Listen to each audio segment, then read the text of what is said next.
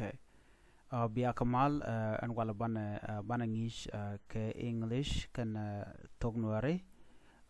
ke shol kon ke shuang puan de kon shuang puan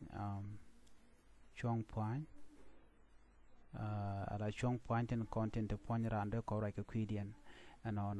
name eyebrow chermdi nen gwasam la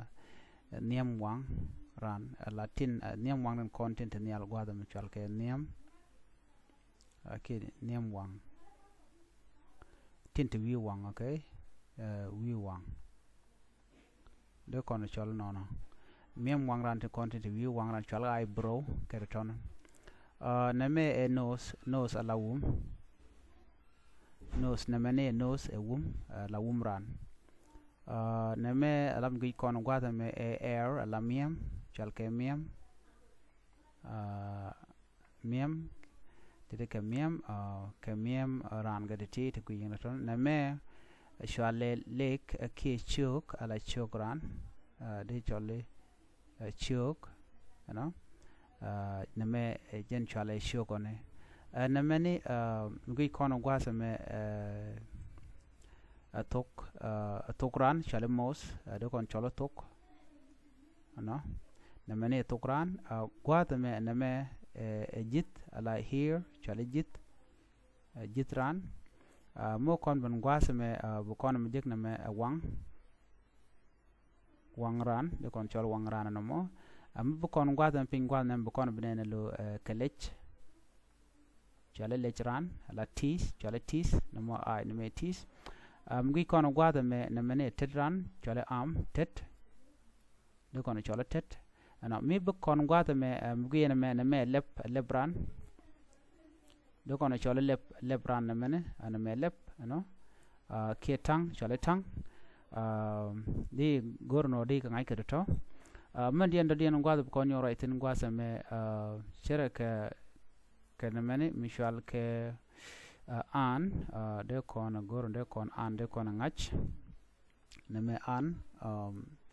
chere teran bo name nin am ke lo la tetran ke name de kon chol chere ke tet no ala am chere ka wok ke to go gwada mi chana min gwich name ne gwada men to ga na bo gwada ne pin gwa men ajen chala benu ke ajen chala amone tet gwada chere ngwek tet karan name ko le shit kamela chal ke risk to ko ayne ala kana chol duno ne bongo de tet an tet ran name ko la tet content woni al gwada me duno mi kon de tet chal ke yet ala de kon ga chol yet ala finger mo gor kon finger finger kan yerati te gui konotine to ko gwa raw de ko gwa ta mi na me foot chere de kon chola no foot ludani shoran ke gwa ko ngul chokran ne la gwa wi yedum de kon chole ka shoran la chere ga yet chokran to don de kon chola no ko to ko gwa me ke lew en pada me chole foot gwada we ala shoga we ka yetene la de kon shol la chi kon shol ngul chok ko ne mene jela ankle jen kwala shol kwala shol jen la ngul chok ne de kon shol ngul chok ne me de kon shol fat chok ran ana fat chok ran okay ta dan de kon gor ke je ne me mite ko gwada me chest ke de kon shol no shere ke de kon chole lochran ke gwek lochran gwek lochran jen chal ke chesone